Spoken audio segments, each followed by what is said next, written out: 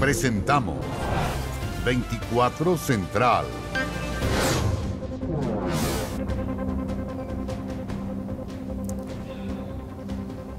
¿Qué tal? ¿Cómo les va? Muy buenas noches, bienvenidos a las noticias en 24 Central en esta jornada de día domingo, donde el gobierno respaldó nuevamente la versión del MIMBU que asegura haber enviado a la Fiscalía el informe del Departamento de Asentamientos Precarios que evidenciaba el convenio entre Democracia Viva y la Seremi de Vivienda de Antofagasta.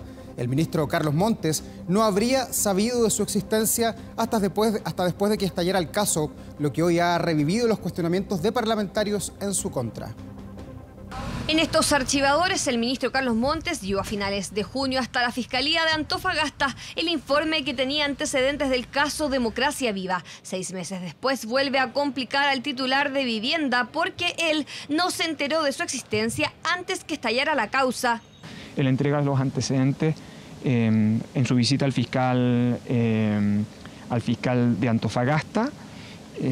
Creo que la reacción del ministro Montes y su equipo tan pronto estalló esta situación, lo que ha hecho es recopilar toda la información que se encontraba dispersa y ponerla a disposición del Ministerio Público. Documento con fecha 5 de junio redactado por el jefe nacional del programa de asentamientos precarios, Ricardo Trincado, que según el MIMBU no es asesor del ministro, analizó las denuncias de presuntas irregularidades que habían denunciado funcionarios del ministerio en Antofagasta. Informe donde Trincado concluyó que se necesitaba un análisis jurídico del convenio firmado entre Democracia Viva y la Seremi de Vivienda, detalle que envió a la entonces subsecretaria de la cartera, Tatiana Rojas.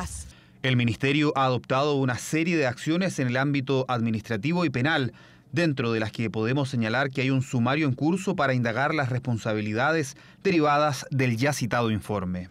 El detalle entregado por el MIMBU llega cuando parlamentarios de la oposición aseguran que analizan una eventual acusación constitucional en contra del ministro Carlos Montes o piden que el gobierno lo saque de su gabinete. Nosotros estamos evaluando una acusación constitucional y esperando tener todos los antecedentes en la mano se va a tomar una decisión. Siempre hemos pensado desde el día 1 que él tenía que dar un paso al costado.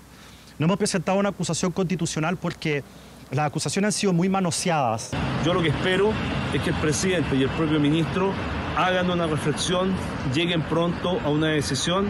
No es momento de estar pensando en cambios de gabinete. Probablemente post plebiscito el presidente de la República tendrá que evaluar. Fue el propio ministro de las Express quien salió en la defensa del titular de Vivienda en conversación con Estado Nacional. Esa es una persona honesta, un servidor público de toda la vida, que además está concentrado en lo que realmente importa, que es hacerse cargo del déficit habitacional para construir un número récord de vivienda en el mandato del gobierno del presidente Boric. Pero cuando finalmente se presentan acusaciones constitucionales, eso son semanas de distracción para el ministro respectivo. Los cuestionamientos a la continuidad de Carlos Montes llegan cuando el ex Seremi de Vivienda de Antofagasta, Carlos Contreras, puso en duda si la Moneda se enteró del caso Democracia Viva antes que saliera a la luz. Según él, existió un informe que entregó detalles del convenio de la Fundación con la Seremi a Presidencia, informe que desde Palacio aseguran no existe.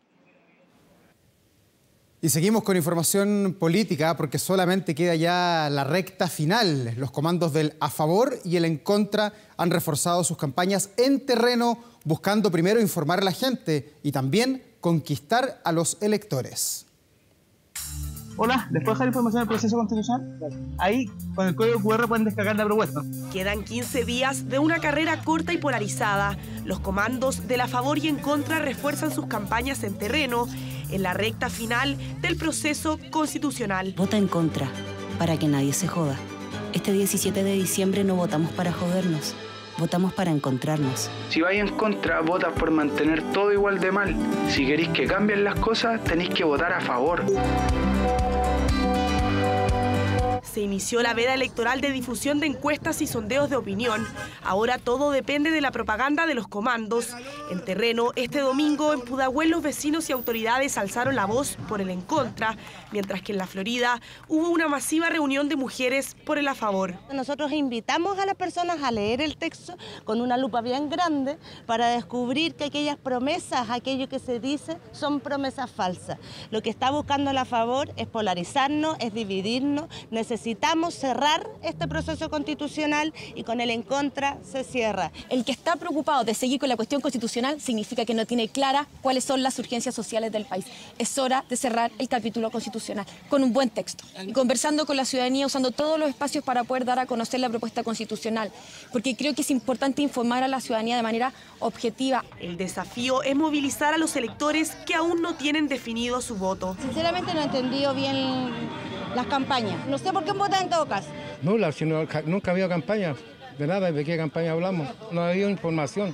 Yo creo que faltó en sí, que me hubiese gustado, que hubiese sido más leída la propuesta, más informada en ese sentido. La última encuesta CADEM arrojó que la brecha entre la opción a favor y en contra se redujo de 17 a 8 puntos porcentuales en comparación a la semana anterior.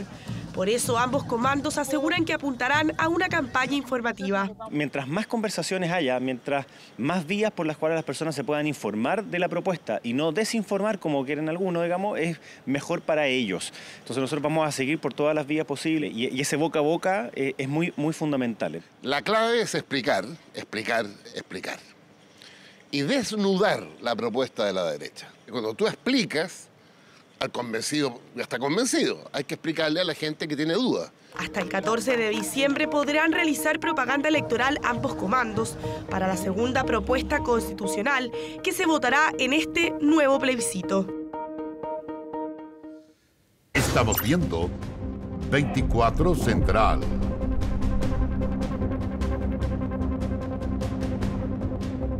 Y ya estamos de regreso en las noticias para hablar sobre algo que preocupa, que es la crisis de las ISAPRES. El superintendente de Salud llamó a las aseguradoras a evaluar un aumento de capital para cumplir con los diversos fallos que han sido dictados por la Corte Suprema de nuestro país. De hecho, en las últimas horas, el gobierno y también las ISAPRES han subido el tono de sus declaraciones. Es una crisis en pleno desarrollo. El delicado momento financiero de las ISAPRES escribe nuevos episodios. Es que un fuerte cruce de declaraciones se dio entre el máximo representante de las aseguradoras con la ministra de Salud. En el diario La Tercera, el presidente de las ISAPRES acusó inacción por parte del gobierno en relación al cumplimiento del fallo GES, lo que podría traer problemas para los usuarios, aseguró. En el Mercurio, la ministra Jimena Aguilera replicó que el debate está en extremo ideologizado y puso en duda las advertencias de las prestadoras de salud. El Ejecutivo y el Congreso lo que están haciendo es el cumplimiento de una sentencia.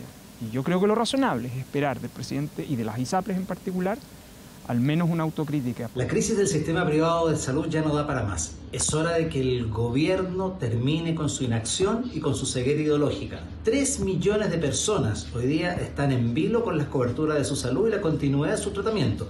Un debate que sube de temperatura y que fue abordado en Estado Nacional por el superintendente de Salud, quien desestimó que una eventual quiebra de algún ISAPRE tenga efecto inmediato en los afiliados y puso sobre la mesa un tema que hasta ahora ha estado ausente del debate. Lo primero que quiero decir con esto es que la responsabilidad de pagar la deuda producida por un fallo de la Corte no es del gobierno, es de las industrias y obviamente una de las alternativas es aumentar capital y puede o no ocurrir. Porque esto no se ha discutido, si yo lo planteo porque es como un tema tabú, nadie habla del aumento de capital. Pero el cumplimiento del fallo de la Corte Suprema por las primas GES no es el único. Por estos días, el Congreso discute otra sentencia, la de la ley corta, que busca cumplir con el ajuste en la tabla de factores y la restitución de cobros en exceso que llegan a $1.000 millones según los cálculos del MinSal. Desde la Comisión de Salud han emplazado al gobierno a acelerar el tranco. Yo le pido a la ministra de la cartera que se haga cargo de la realidad. Y eso significa evitar un colapso y una crisis aún peor de la que ya vive la ciudadanía en materia de salud. La inacción por parte del gobierno y su atrincheramiento ideológico y la falta de liderazgo del Ministerio de Salud pueden traer consecuencias irreparables para la salud de los chilenos. Durante los últimos días, la ISAPRE Colmena anunció el cierre de 2 de sus sucursales, mientras que el Grupo Bupa dio a conocer el fin de un centro médico y 4 laboratorios. Tememos que la crisis de las ISAPRES termine siendo pagada por los pacientes, los médicos y por nosotros los prestadores. La deuda de las ISAPRES con nosotros los prestadores llega a 652.000 millones, lo cual implica un aumento de 29% entre enero y octubre de este año. Una discusión al rojo y que mantiene en completa incertidumbre a los casi 3 millones de afiliados al sistema privado de salud. Esta noche en Crónicas del Domingo, un sargento con una hoja de servicio sin manchas. En Santiago, en la institución todo es perdonable, excepto los que denunciamos hechos de corrupción. Yo sabía lo que iba a venir, que lo que estoy pasando yo hasta ahora. Fue exonerado sin indemnización ni pensión por una palabra homofóbica. Han inventado un montaje para poder sancionar a este sargento que es posterior a su denuncia, que la resuelven los mismos denunciados en una unidad enclaustrada y terminan por liquidar su carrera militar a los 19 años y 7 meses de servicio. ¿Cumplió el ejército con las normas que amparan a quienes denuncian? Esta situación nos da cuenta de que las injusticias del presente son producto de la impunidad del pasado. Santiago Pavlovich con la desprotección del denunciante. Hoy, en 24 Central. Claro, en breve estaremos con esta crónica del domingo. Por ahora vamos a otro tema y le propongo que vea las siguientes imágenes porque una nueva pelea se registró en un local nocturno de Valparaíso. Todo habría comenzado por el no pago de una cuenta. El problema es que en menos de una semana ya van 3 conflictos similares en la misma región.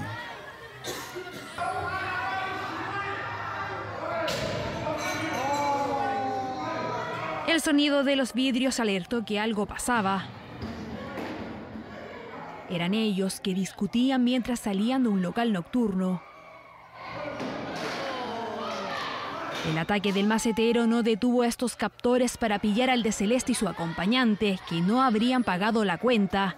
Violenta acción que quedó registrada por locatarios de la Galería Belle de Valparaíso. No, que una pelea aquí, que acá, que el hombre no quería pagar, no sé cómo fue la cosa. Que muchos algunos se aprovechan de las chiquillas también, pero en este local hay problemas, sobre todo en las noches. El efecto del alcohol y todas estas cosas pues también provocan que haya este tipo de actitudes y es peligroso porque ya hemos visto en otros casos también donde sacan armas. La discusión fue subiendo de tono al nivel de enfrentarse a patadas fuera de otro negocio. Una locataria intentó intervenir con una escoba, sin embargo, 2 de los involucrados siguieron el round en la calle, situación que no fue denunciada a Carabineros. No es recomendable actuar en forma violenta. Lo que hay que hacer en estas situaciones es llamar inmediatamente a la autoridad competente, que en este caso es Carabineros de Chile, para que tome el procedimiento. Sucesos que no son nuevos en la región de Valparaíso. El día anterior un guardia llegó a Los Combos con este supuesto mechero en un mall de Viña del Mar. Ese mismo día 2 mujeres se enfrascaron en una discusión con un adulto mayor, quien terminó con las ventanas de su vehículo quebradas. Casos que reflejan reacciones adversas en una época cada vez más violenta y estresante. Responde mucho a la representación, a la sensación, a la percepción de inseguridad y de miedo que tienen las personas. También está asociado a la nueva modernidad en la cual los sujetos no confían tanto en las instituciones, confían más en sus propias personas. Tercera pelea en menos de una semana. Ninguno de los involucrados fue detenido. Solo captados en este video que muestra los niveles de violencia que impactan a la región de Valparaíso. Y nos vamos ahora al sur de nuestro país porque el Ministerio Público confirmó que investiga a la municipalidad de Gorbea por un eventual fraude en las subvenciones de educación. De hecho, algunos profesores acusan que fueron obligados a dejar presentes a los estudiantes cuando ellos no asistieron a clases. Año 2019 y en la escuela Los Perales en la comuna de Gorbea se daba término un 11 de diciembre a su año escolar. Sin embargo, aunque en la práctica los alumnos no asistían a clases, sería hasta el 27 de diciembre que en los libros del establecimiento figuraban los alumnos como presente. La razón, una adulteración en el instrumento público. Exactamente, los niños no fueron a clases, nosotros tuvimos que marcar la asistencia igual, en donde se nos dio la instrucción de adulterar los libros de clase a todos los docentes del establecimiento, cerrando el año escolar de forma anticipada. El hecho habría quedado al descubierto cuando los propios profesores decidieron autodenunciar la irregularidad. Hoy, a casi 4 años después, el Ministerio Público confirmó la investigación en contra de la municipalidad por el delito de fraude de subvenciones de educación. Las clases concluyen el 11 de diciembre y ese es un hecho irredarguible. Los niños fueron retirados, hay un acto de licenciatura, hay fotografías y posteriormente son forzados los docentes a firmar los libros de clase, completar los libros con los contenidos y con los horarios. Se presentó una querella ante el juzgado de garantía de Pitrufquén por el delito de fraude de subvenciones, que está siendo investigada a través de principalmente una orden de investigar a la Policía de Investigaciones de Chile por los hechos que, debido a la falta de legitimidad activa de las denunciantes, se remitió los antecedentes al Consejo de Defensa del Estado para que ellos evalúen si se querellan o no por fraude al fisco. Libros de asistencia firmados por los docentes. Según señalaba el querellante, marcaban presente a los estudiantes que incluso ya habían egresado, todo con el fin de tener efectos en los ingresos de las subvenciones. Se iniciaron más denuncias y finalmente despido a los profesores, bueno, no a todos, pero despido a algunos profesores, sobre todo a los que participamos de esta denuncia, y los que continúan trabajando en el establecimiento también siguen con este agobio y este acoso laboral. Un sumario interno que por parte de la Municipalidad de Gorbea se había cerrado el año 2021 por la actual administración. Por su parte, el Consejo de Defensa del Estado hoy ya mantendría los antecedentes necesarios para sumarse a la querella. Y revisamos ahora noticias del exterior porque hoy domingo, en un histórico referéndum, más de 20 millones de venezolanos acudieron a las urnas en un proceso con el que el gobierno de Nicolás Maduro busca reivindicar su reclamo sobre el territorio guyanés del Esequibo. Todo esto, por supuesto, en medio de temores por la creciente tensión entre ambas partes.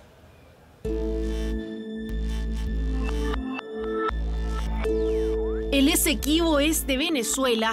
Esa es la consigna que ha marcado la antesala de un histórico referéndum celebrado este domingo, con el que el gobierno de Nicolás Maduro ha buscado fortalecer su reclamo sobre este territorio rico en petróleo y actualmente bajo el control de Guyana.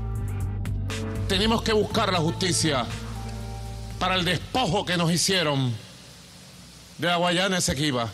Habrá justicia si hay una voz unida de todo el pueblo. Más de 20 millones de venezolanos fueron llamados a votar en una consulta que planteaba entre sus 5 preguntas la anexión del territorio al mapa nacional y la puesta en marcha de un plan acelerado para atender a la población de la zona. Bueno, que no en el Esequibo puede ser nuestro. Estamos luchando por el Esequibo. Porque el Esequibo es nuestro. Entonces, esto es una lucha de que viene de atrás de los tatarabuelos, de mi abuelo, mis hijos, mis nietos, eso de todo. Y es que esta disputa enfrenta a ambos países desde hace casi 2 siglos. Ubicado al oeste del río Esequibo, el territorio en cuestión comprende 159.000 kilómetros cuadrados, ricos en recursos naturales y forestales. Pero eso no es todo, porque en las aguas de la zona en disputa también se encuentra una inmensa riqueza petrolera. De hecho, descubrimientos desde 2015 han elevado las reservas a aproximadamente 11.000 millones de barriles, lo que representa cerca del 0,6% del total mundial. Vemos como el presidente está ya finiquitado su proceso de votación, tiene allí el comprobante en sus manos. Y aunque se trata de un referéndum no vinculante, sin validez jurídica internacional, muchos temen una escalada en las tensiones. Para Guyana no hay nada que discutir y tras solicitar la intervención de la Corte Internacional de Justicia de La Haya, han celebrado la decisión del organismo de urgir a Caracas a abstenerse de tomar cualquier acción que modifique la situación del territorio. Esta es una oportunidad para que Venezuela se una a Guyana en la demostración de respeto por el derecho internacional y los principios que rigen la convivencia pacífica. Y así, mientras los críticos apuntan a que de cara a un año de elecciones presidenciales, la consulta del gobierno venezolano tiene un tinte nacionalista, lo cierto es que con Guyana declarando que no cederá ni una pulgada de territorio y Caracas insistiendo en que todo se trata de recuperar un territorio que siempre ha sido suyo, las tensiones entre ambos parecen no tener un pronto final. Y regresamos de inmediato a nuestro país. Vea las imágenes que están en pantalla porque muestran parte de lo ocurrido durante las últimas horas en Coyihuay y también en el sector de Lo Narváez, esto en la región de Valparaíso. Un incendio forestal muy pero muy fuerte que ya ha dejado más de 1000 hectáreas completamente quemadas. Las altas temperaturas, además que se pronostican para el verano, mantienen en alerta a las autoridades que nuevamente han hecho un llamado a la labor preventiva de los ciudadanos. Es el esfuerzo de brigadistas en las comunas de Olmué y Quilpué, cerca de 1.600 hectáreas afectadas por el fuego, que mantienen en alerta amarilla la provincia de Marga Marga. Imágenes que recuerdan el dramático escenario que vivió el país la temporada pasada de incendios forestales. El fuego se descontroló ya.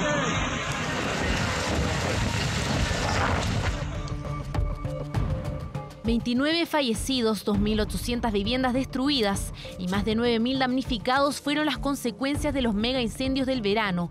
Y frente a las altas temperaturas que se esperan para las próximas semanas, las alertas ya están encendidas. Pensamos, ¿cierto?, que esta temporada va a ser compleja, tomando en consideración, ¿cierto?, algunos pronósticos meteorológicos que se han hecho. Sumado a eso, ¿cierto?, la gran carga de combustible que podemos ver en nuestras zonas rurales. En septiembre, el gobierno presentó el Plan Nacional contra Incendios, que aumentó en un 47% el presupuesto para combatirlos. Esto con el fin de mantener 70 aeronaves y 311 brigadistas terrestres distribuidos en los territorios que se vean afectados. Aunque esos esfuerzos, recalcan las autoridades, deben estar acompañados por la prevención. Hemos estado trabajando en conjunto con CONAF y las empresas de Corma con la finalidad de mejorar nuestra coordinación en el combate a incendios.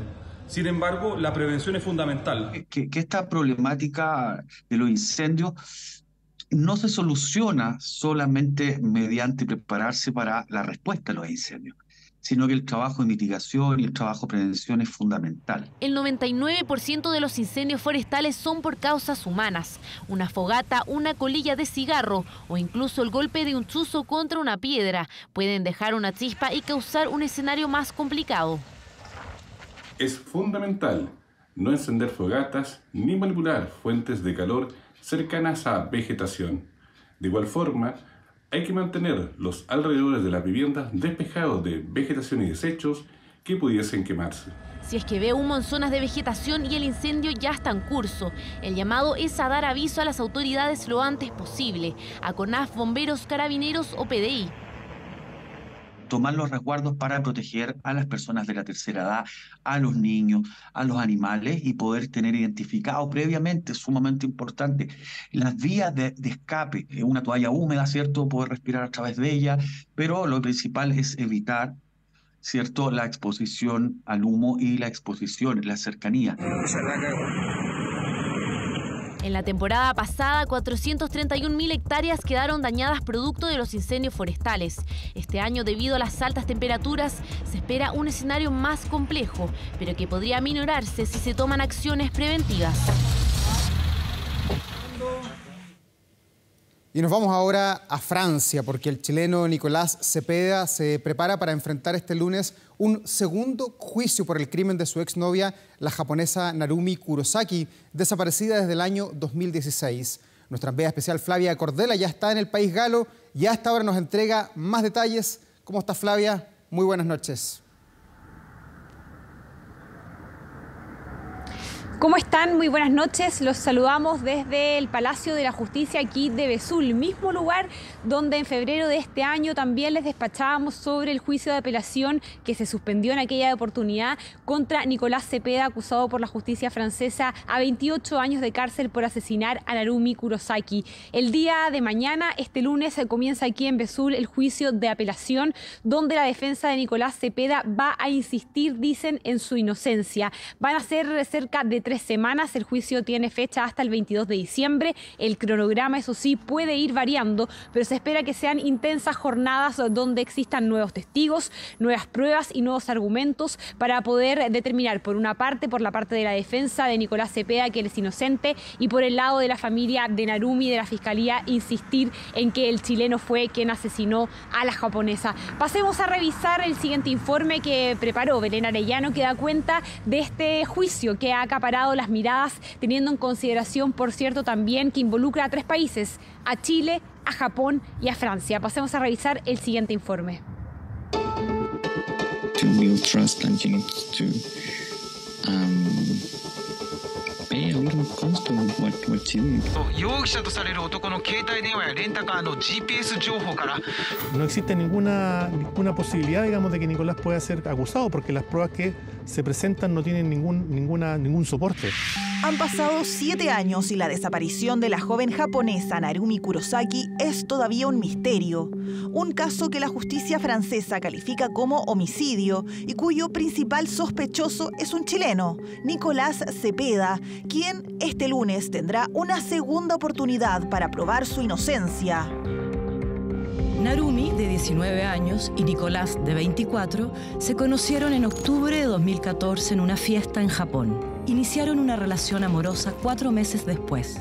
Ella había recién terminado el colegio cuando Cepeda, un estudiante universitario, llega a su vida. Un flechazo instantáneo, decían sus cercanos, que en 2015 la trae de visita a Chile y a otros países de la región. Sin embargo, el intenso romance termina antes de que se cumplan 2 años juntos. En octubre de 2016, Narumi decide ir a estudiar a Francia, específicamente a la localidad de Besançon. 2 meses más tarde, se pierde su rastro. J'ai entendu des booms sur les portes, les meubles, et après j'ai entendu un cri très strident, très aigu et fort. Et ça s'est arrêté au bout d'une minute, ça a repris. Según la principal teoría de la policía francesa, el chileno viaja a Europa a finales de 2016. Su excusa es intentar reparar la relación. La joven accede a cenar con él el 4 de diciembre. Horas más tarde, una cámara de seguridad los graba volviendo al dormitorio de ella. Aquel registro de Narumi Kurosaki es el último en que se le ve con vida. Para la Fiscalía francesa, el responsable es Nicolás Cepeda. Lo acusa de homicidio y lo lleva a juicio en marzo de 2022. Juicio que extradita a Cepeda desde Chile a Francia, donde la justicia local lo encuentra culpable del homicidio de la joven japonesa, sentenciándolo a 28 años de cárcel. Los peritos galos aseguran que la evidencia apunta hacia el chileno, quien días antes de su encuentro es visto comprando fósforos, líquido inflamable y cloro.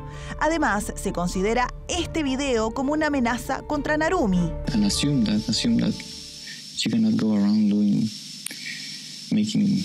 Ese relato que construyó el fiscal junto con sus investigadores tiene muchas inexactitudes. Ninguno de esos elementos fue probado que se utilizaron en la comisión de un delito como este. La defensa de Cepeda decide apelar al veredicto. Argumentan que existen pruebas que no han sido consideradas. Por ejemplo, la declaración de un testigo que asegura haber visto a la joven japonesa en un restaurante una semana después de su encuentro con el chileno. Entré y vi inmediatamente a un militar que había visto antes. Acompañaba a una joven asiática que lloraba. La joven decía: no me puedo quedar aquí, tengo miedo, él va a volver, me tengo que ir. Le pregunto, ¿cuál es tu nombre? Y me dice, me llamo Narumi. Entonces le digo, si estás en problema, dime y te puedo ayudar. Ella me dice que no, que muchas gracias, pero que se tenía que ir. Los tribunales galos aceptan la apelación y se agenda un segundo juicio que, debido a retrasos por cambio de abogados, comenzará este lunes. En este segundo juicio se va a llegar a la verdad. Y cuando se llegue a la verdad, prueba de ello es que Nicolás va a salir absuelto de todo lo que se le acusa. La absolución de todos los cargos es uno de los posibles resultados de esta nueva instancia, aunque también puede terminar con un veredicto que incluso aumente la pena anterior. Según su padre, Nicolás Cepeda se mantiene tranquilo en una cárcel francesa, a la espera de que comience el segundo juicio, uno que definirá su futuro y que podría cerrar, al menos de manera legal, el misterio por la desaparición de Narumi Kurosaki. Se espera que mañana sea una jornada clave. Podría haber, dicen desde la defensa de Nicolás Cepeda, nuevos antecedentes que puedan marcar un giro en esta historia. Nicolás Cepeda fue trasladado acá hasta Vesul, a la cárcel de este lugar, el día viernes. Desde ese punto ha podido comunicarse telefónicamente con su familia. Se ha reunido con los abogados que por su parte también están haciendo todo el trabajo con la familia para ver cuál va a ser esta línea que va a tener la defensa en las próximas jornadas.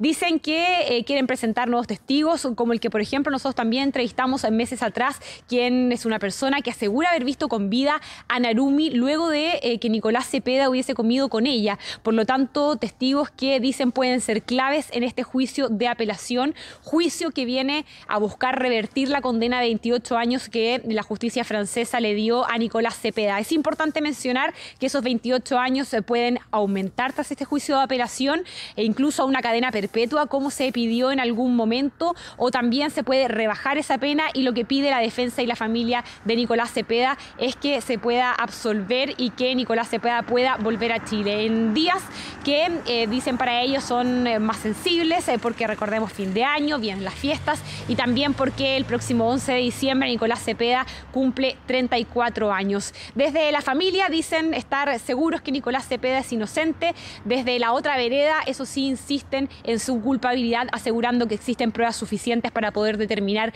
que el chileno acabó con la vida de Narumi Kurosaki. Gracias, Flavia, por este reporte. Nos reencontramos mañana para seguir atentos a este juicio. Buenas noches. 9 de la noche con 41 minutos. Vamos a otro tema. Volvemos, por supuesto, a noticias de nuestro país.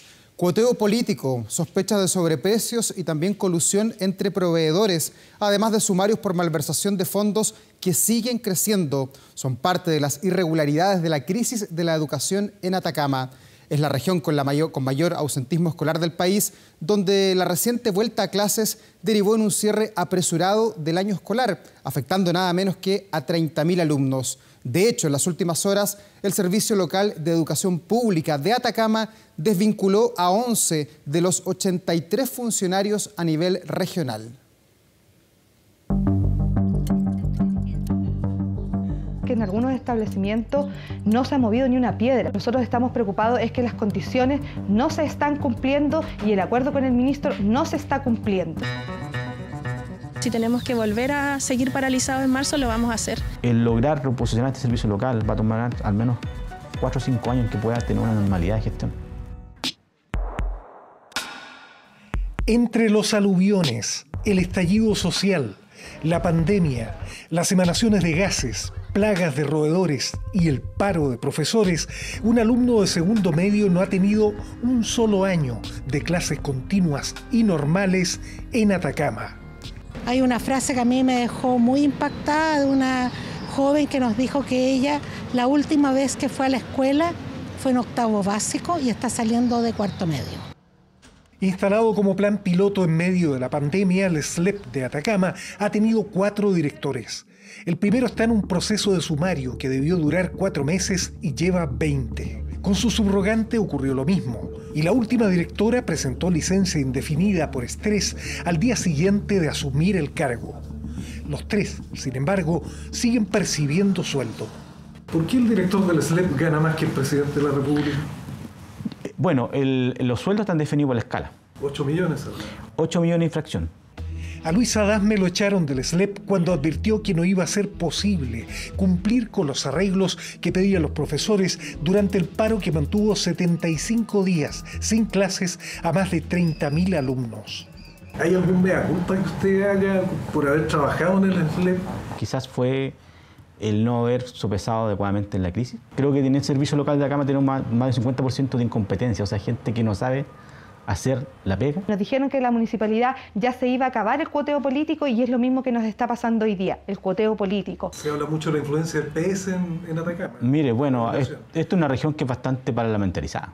Y creo que son sus problemas que tiene esta región. El lograr reposicionar este servicio local va a tomar al menos 4 o 5 años que pueda tener una normalidad de gestión.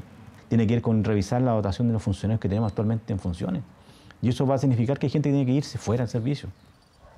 La escuela fronteriza de Los Loros va a funcionar como local de votación en diciembre, aunque todavía no cuenta con iluminación, baños ni agua potable. Es muy triste para mí ver esta escuela en este estado. Ha tenido un deterioro muy grande para la pandemia, para el aluvión, ninguno de esos en esas etapas se arregló la escuela. El huerto agrícola se secó porque se estropeó el sistema de riego.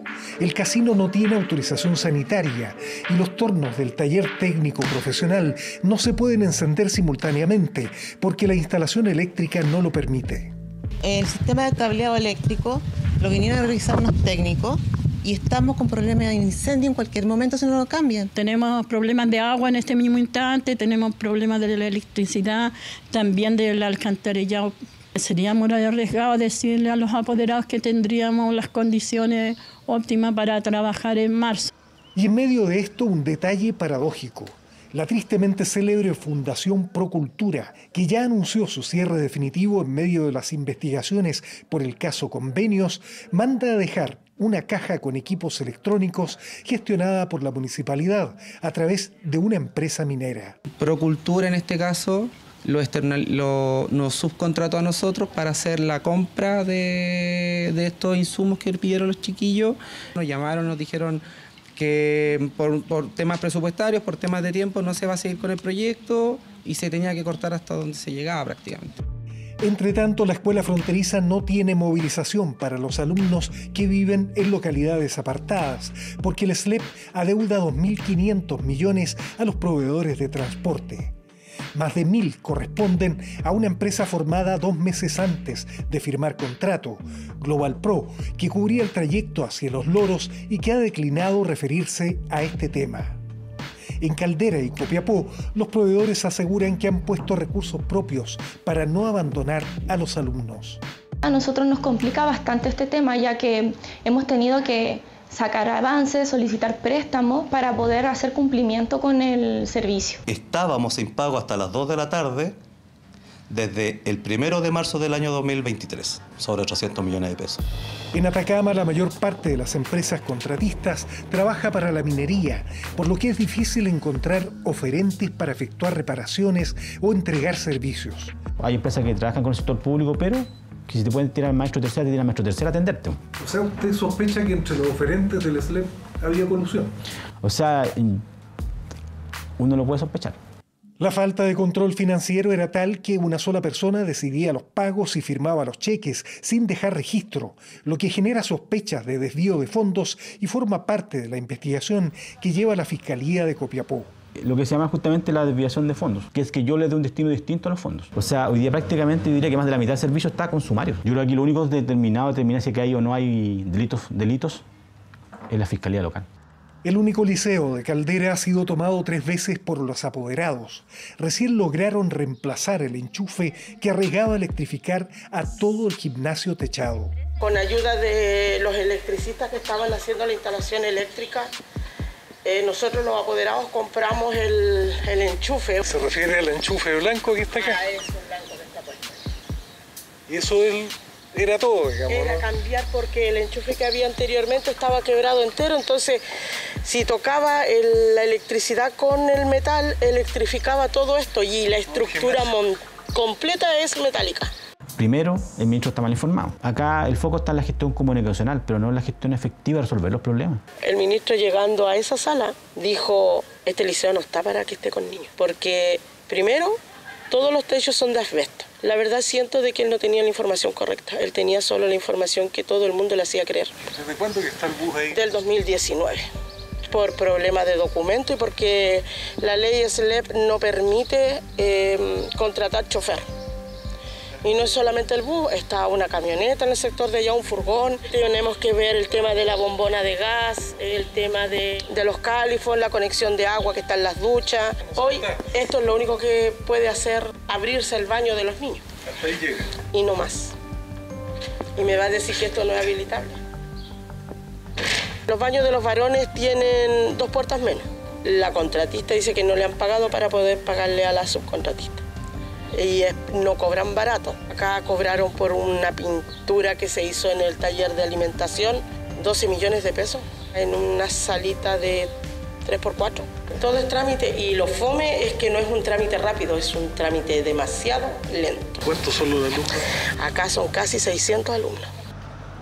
Con un presupuesto de 88.000 millones, cercano al de la gobernación regional, el SLEP de Atacama enfrenta sumarios por gastos no aclarados por unos 7.000 millones, deudas con la Tesorería General de la República por otro tanto, contrataciones y aumentos de grado no autorizados, compras fuera de reglamento y sobre todo falta de mantenimiento de la infraestructura de establecimientos como el Liceo de Caldera. Usted ya había pagado en abril 1.900 millones para reparar cosas básicas como enchufe y vidrio. Muchas veces me tocó hablar con los directores que la empresa hicieron los trabajos y a la semana siguiente estaban ya todos malos. O sea, habían reparado un flexible de un lavamano y hasta la semana siguiente estaba malo. Iba la empresa, lo volvía a reparar y lo cobraba otra vez. Desde la semana pasada, en pequeños grupos, alumnos del Liceo Comercial, cuyo edificio más moderno debe ser demolido por peligro de derrumbe, reciben clases de recuperación en una sala improvisada en el Colegio de Profesores. Es complicado en esta situación porque no tenemos una sala adecuada, no tenemos los recursos tampoco adecuados. Estamos tranquilos que los alumnos estén haciendo clase acá, porque igual las instalaciones del comercial no están buenas. En el mismo recinto, decenas de padres intentan regularizar la situación de sus hijos, que enfrentan la pérdida del año escolar. Uno de ellos es un joven autista que aprendió a leer a los 2 años y habla 4 idiomas. El niño con autismo es como que si pasa algo, vuelven al punto de partida, es un retroceso. ¿Quieres decir algo en otro idioma? ¿Un mensaje al presidente para que arregle el colegio? No creo que eso funcione, mamá. Please fix the school. La tan esperada vuelta a clases se ha transformado en la práctica en un cierre apresurado del año escolar, con quejas que se mantienen en profesores y apoderados. Lo que nosotros estamos preocupados es que las condiciones no se están cumpliendo y el acuerdo con el ministro no se está cumpliendo. Y decirle a las autoridades que de no haber compromiso y de no cumplirse los compromisos nos vamos a tener que ver las caras en marzo. Se ha conformado un equipo de tarea que va a permanecer de modo constante en la región desde aquí hasta marzo, con especial foco en 2 ámbitos: el ámbito técnico-pedagógico, de modo tal de poder apoyar el fortalecimiento de aprendizajes y la preparación adecuada del inicio del próximo año escolar, y por otro lado un equipo focalizado también en el tema infraestructura. Contenedores que nadie pidió a un costo de 400.000 pesos mensuales cada uno, mientras la mitad de los establecimientos tiene techos y paredes de asbesto, capaces de producir cáncer. Les han entrado a robar hasta 70 veces los últimos 2 años y el promedio de asistencia escolar no supera el 60%. Al cierre de este informe, el Servicio Local de Educación Pública de Atacama inició un proceso de desvinculaciones que hasta ahora afecta a 11 de los 83 funcionarios a nivel regional. De ellos, la mayoría pertenece al área jurídica y de finanzas, y al menos 3 están ya sumariados. Llega del exterior y que preocupa al mundo, porque ex rehenes de Hamas protestaron en Tel Aviv para exigir al gobierno de Israel hacer lo necesario para rescatar al centenar de personas que aún están retenidas. Eso mientras en la franja de Gaza se intensificaron los bombardeos tras el fin de la tregua y las autoridades ya han reportado unas 700 víctimas fatales solo en las últimas 24 horas.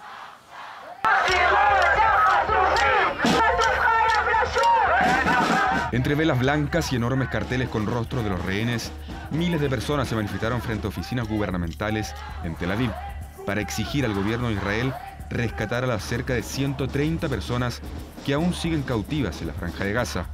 Y es que desde el inicio de la guerra, la ciudad costera de Israel ha sido escenario de concentraciones de familias y sus simpatizantes que piden por la vida de sus seres queridos. Queridas familias, no están solos. Todo Israel estará con ustedes hasta que regrese el último de los rehenes. Buenas noches, soy Lena, madre de Sasha Trufanov. Estoy feliz y emocionada de estar aquí frente a todos ustedes. Vine a decirte gracias porque sin ti no estaría aquí. Y ahora tenemos que seguir adelante y recuperar a mi Sasha. Ahora. En el pasado quedó la tregua entre Israel y Hamas. Solo 7 días duró el receso en el que fueron liberados 81 israelíes y 24 extranjeros, a cambio de 240 reclusos palestinos. En una conferencia de prensa, el primer ministro, Benjamín Netanyahu, reiteró su compromiso de hacer todo lo posible para recuperar a los rehenes que siguen en Gaza, pero afirmó que el objetivo es claro: aniquilar Hamás y asegurar de que nunca más volverán a ser una amenaza. Mientras tanto, en el tercer día sin tregua, las fuerzas de defensa de Israel han intensificado sus operaciones terrestres en Gaza, atacando con aviones de combate y helicópteros centros de mando e instalaciones de almacenamiento de armas. Las autoridades del enclave reportaron este domingo más de 700 víctimas fatales solo en las últimas 24 horas.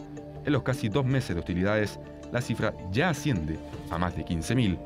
Proteger la vida de los civiles fue el llamado que llegó este fin de semana por parte de la vicepresidenta estadounidense Kamala Harris.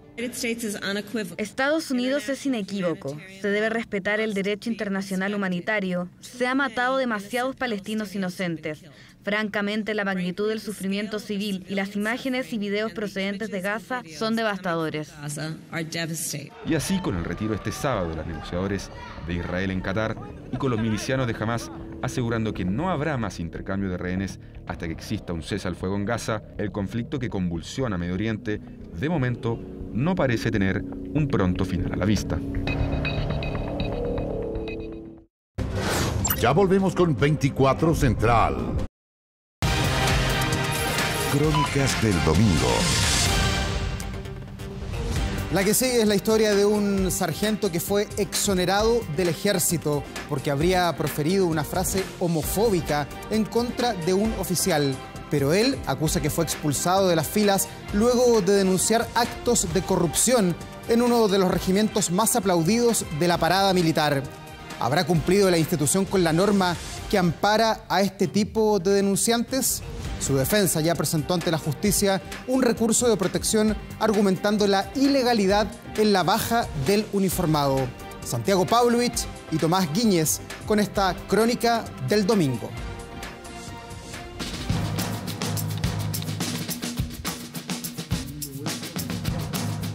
Debo confesar, entre mis muchas ignorancias, no haber tenido idea que existían los anillos huecos. Y claro, existen variadas formas y materiales, según me desasnó Google.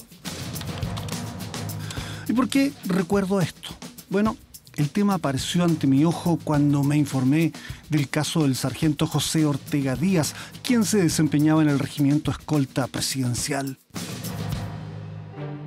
Luego de 19 años y 7 meses en el ejército y ostentando una impecable hoja de servicios siempre en lista 1, fue expulsado de las filas sin derecho a indemnización, salud y pensión, acusado de bromear a propósito de anillos huecos sobre la homosexualidad de un teniente. Pero hay motivos para pensar que lo echaron por haber denunciado corrupción y malas prácticas en el regimiento instalado en el campo militar San Isidro de Quillota. La banda de clarines e instrumental montada del glorioso regimiento escolta presidencial número 1 Granaderos. Don Santiago, acá todo, en la institución, todo es perdonable, excepto los que denunciamos hechos de corrupción, partiendo por eso. Y del momento que yo hice la denuncia, yo sabía lo que iba a venir, que lo que estoy pasando yo hasta ahora. Esta situación nos da cuenta de que las injusticias del presente son producto de la impunidad del pasado. En 2004, después de hacer su servicio militar en la Fuerza Aérea, José Ortega entró a la Escuela de Suboficiales del Ejército. Cumplió misiones en Cochrane, Coyhaique, Santiago y en 3 ocasiones integró el contingente chileno destinado en la Misión Internacional de Paz en Haití. Siempre he estado en lista número 1, don Santiago. ¿Nunca ha tenido malas anotaciones? Nunca he tenido malas anotaciones. Desde hace 4 años trabajaba en el regimiento escolta presidencial ocupándose de que todo estuviera en regla en las licitaciones, cuentas y pagos a los proveedores del regimiento. Era el operador de mercado público. Todo parecía andar muy bien en el bucólico campo militar San Isidro de Quillota, hasta que el sargento dice haber observado conductas impropias en algunos oficiales. Yo realicé denuncias en octubre del año 2022 por hechos irregulares y de corrupción, y malas prácticas que tiene el comandante del regimiento, más el director de la Escuela de Equitación y el segundo comandante, y otros oficiales del campo militar San Isidro en la comuna de Quillota. Cuenta el sargento que se pagaban facturas por frazadas para los equinos y otros productos que no llegaban de acuerdo a los contratos, o se entregaba dinero para peajes que no se ocupaba en los vehículos, como ocurrió durante la pandemia. Denunció también licitaciones ilegales para la operación de las plantas de tratamiento del regimiento.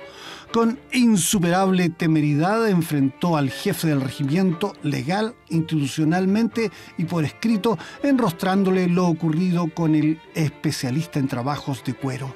El mismo comandante del regimiento, el coronel Nicolás Díaz Borges, autorizó al talabartero de la unidad a ir a hacer trabajos a una empresa que debía entregar los elementos en la unidad, en el cuartel, ocupando medios fiscales, vehículos, y al momento de que se informa esta situación, hacen volver al talabartero desde la ciudad de Angol a Quillota.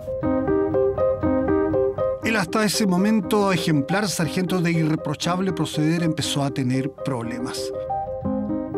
Se cortó la comunicación con los mandos, ya no era el mismo trato que tenía con ellos, y posteriormente comenzaron las represalias.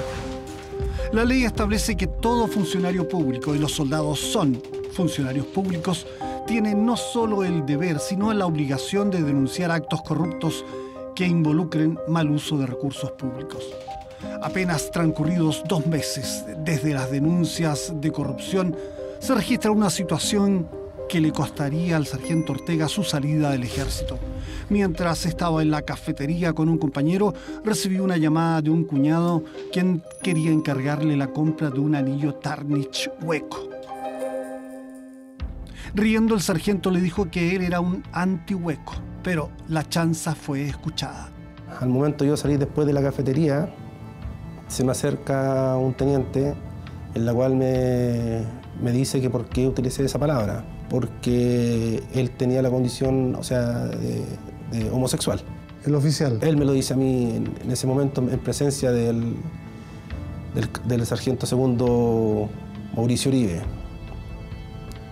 En ese instante él informa esta situación y llevó a que se abriera un sumario. Sumario que fue un montaje por parte del comandante del regimiento, el coronel Nicolás Díaz Borges, junto con el fiscal, el capitán Jaime Widner Martínez. El sargento grabó una conversación que tuvo con el capitán Widner, que fungía como fiscal. En el audio, Ortega le pregunta por qué le subió el puntaje de demérito y este responde refiriéndose al coronel. Yo represento la Argüello. Y él es el que considera si yo terminé las cosas bien o no. Nada.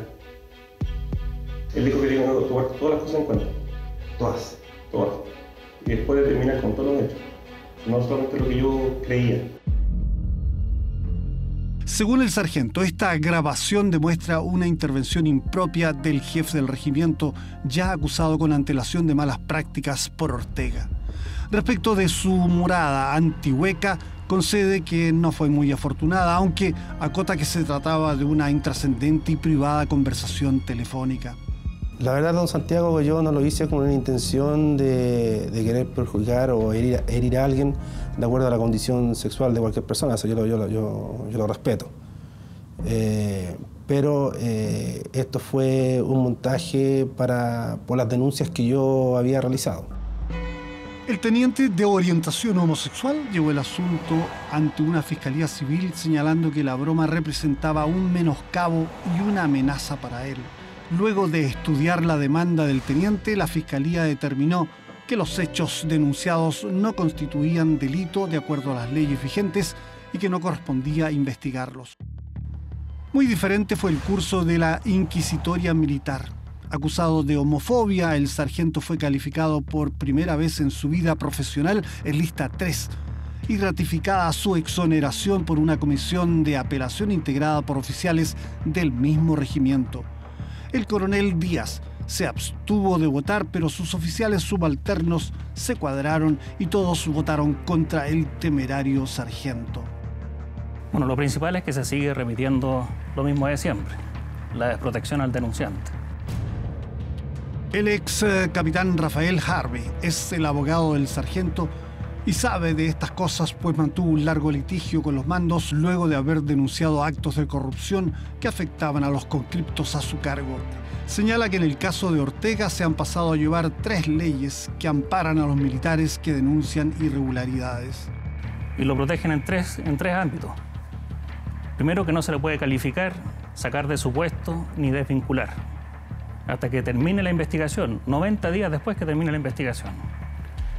Y aquí se está optando, digamos, por lo más fácil y han inventado un montaje para poder sancionar a este sargento que es posterior a su denuncia, que la resuelven los mismos denunciados en una unidad enclaustrada y terminan por liquidar su carrera militar a los 19 años y 7 meses de servicio.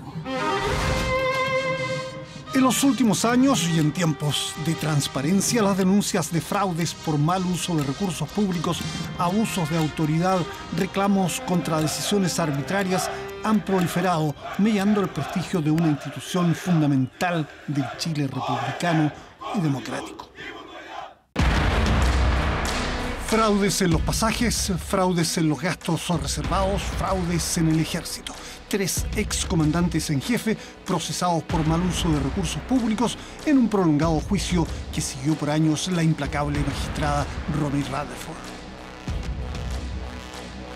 Él, tenía la pistola encima y me dice, bueno, Jaña, si querís mejor mátate porque ya no tenéis nada que hacer acá en el ejército y vayas a tener una pésima y corta carrera militar. En el mes de enero del 2015 hago una primera denuncia con reserva de identidad a la Contraloría General de la República. Me había dado cuenta que el coronel que estaba en ese tiempo tenía mucho contacto con los proveedores que prestaban servicio a esa unidad logística. Todo comienza cuando yo detecto pérdida de material de guerra. Era un general, entonces dije yo, si expongo mi nombre, podría tener alguna represalia. Y en 2012 yo denuncié a un oficial jefe que usufructaba de los medios fiscales. Producto de estas denuncias, prácticamente firmé mi baja. Me dijeron, mire, usted no llega todos los días a su casa, usted tiene una hija, una señora, supongo que está claro. Y ahí yo ya no continué hablando porque ya me temblaban las piernas. El 10 de noviembre de este año fue presentado ante un tribunal civil de Santiago un recurso de protección contra el ejército y en defensa del sargento José Ortega, aduciendo la ilegalidad de la decisión que lo marginó de la fuerza. Indica el documento que la ley 20.205 protege al funcionario público que denuncie irregularidades y faltas a la probidad. Añade que hay prohibición para que un denunciante sea objeto de calificación anual, cambio de desempeño y pase a retiro mientras estén vigentes las investigaciones producto de sus denuncias, como es el caso. Intentamos entrevistar a un representante del ejército, pero solo se aceptó una conversación sin cámaras, lo que rechazamos en beneficio de la transparencia. Finalmente, en una respuesta por escrito, el general Ricardo Merino González señala en lo fundamental: todas las denuncias del sargento fueron investigadas, concluyéndose que no existieron faltas a la probidad administrativa, pero sí errores administrativos en los hechos investigados, ante los cuales se establecieron las responsabilidades correspondientes. En tanto, la inclusión de Ortega en la lista anual de retiro es, según el secretario general del Ejército, producto del proceso anual de calificaciones a los que se someten todos los integrantes de la institución. Agrega Merino que toda consulta sobre mayores antecedentes personales y profesionales debe solicitarse al Departamento de Transparencia y Lobby del Ejército. Llama la atención la mención de errores administrativos a los hechos investigados. Se podría inferir también que una sucesión de errores administrativos puede constituir una irregularidad y que la denuncia está amparada por la ley. Si la investigación concluyó estableciendo responsabilidades, es lógico preguntarse también por qué el denunciante Ortega no recibió la información ni el amparo supuestos que establece la ley 20.205 que defiende al denunciante. También nos quedamos sin saber si la acusación de homofobia, desmentida enérgicamente por Ortega, tuvo que ver con su expulsión luego de 19 años y 7 meses de servicio sin derecho a salud ni a jubilación. Un desolado sargento dice confiar todavía en el mando superior del ejército. Solamente estoy desilusionado de aquellas personas que actuaron de mala fe conmigo por algo que no corresponde con lo que están haciendo, pero estoy muy defraudado y desilusionado del coronel Nicolás Díaz Borges y el general de división Cristian Vial Macerata. Yo pedí muchas veces conductos regulares para hablar con ellos. Jamás fui escuchado. Inclusive, la semana pasada estuve en dependencia de la Comandancia en Jefe. Tampoco fui recibido.